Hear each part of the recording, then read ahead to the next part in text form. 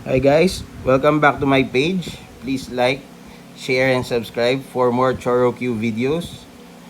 And 164 scale tuned cars and any other car brand.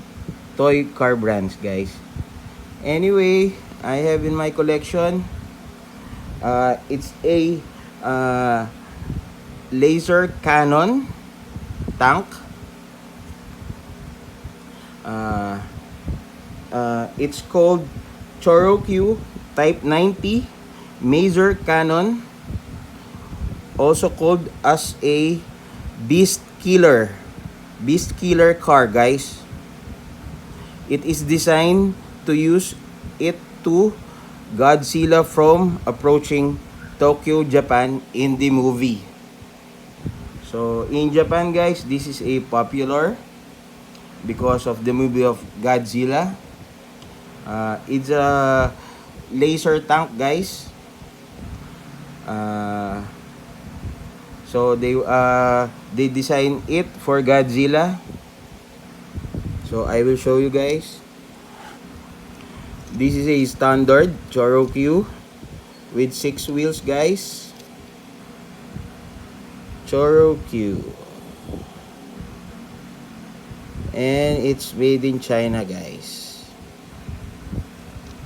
So this particular model is a very rare in Japan and in detailed, guys. As you can see, it has warning sign stickers, tail light, signal light, and stop light. And this one, guys, I can't read it. So as you can see, guys, is in very good condition. This cannon can go up and down, and the turret can be what they call this, can be moved at 160 degrees, guys, as you can see. So this one is the laser cannon from the movie of Godzilla.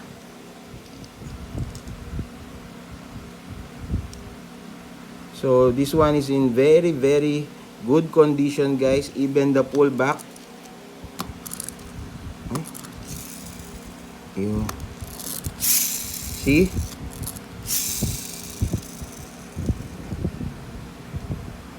in good condition, guys.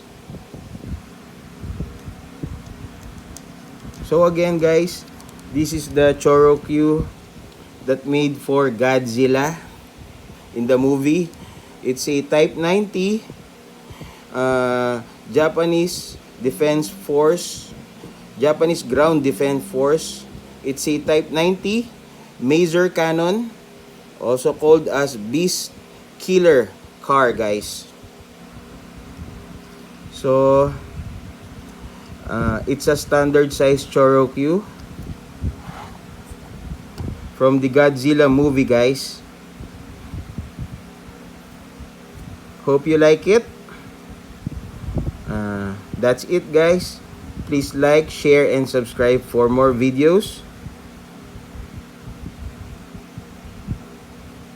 Thank you very much.